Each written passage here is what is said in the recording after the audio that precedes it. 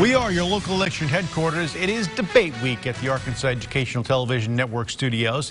Today, we heard from the candidates in all 4 U.S. congressional races.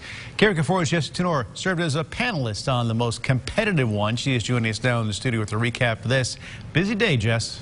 Most definitely, Bob. This will be the only debate for the 2nd congressional district race between incumbent Republican French Hill, Democrat State Representative Clarke Tucker, and then the Libertarian Joe Swofford.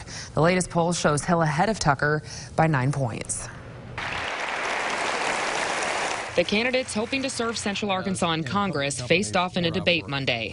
As a U.S. representative, they would not be able to vote on Supreme Court nominees, but weighed in on the process to make Judge Brett Kavanaugh a justice. The American women witnessed a bad situation in the Kavanaugh hearings. I think Dr. Ford had a compelling case, but that case doesn't mean that Brett Kavanaugh didn't deserve a fair hearing as well.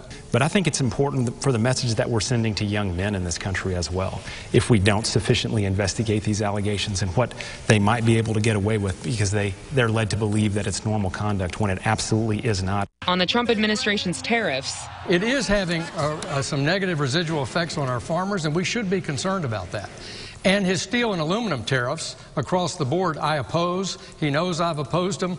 I have a different approach to that because that's hurting Tokusin right here in Conway and their manufacturing. And we can have trade agreements if we approach them in a thoughtful, deliberative, and multilateral way that provide a level playing field for American workers, for the environment, that incentivize jobs here in America, but without the devastating effects on our farmers.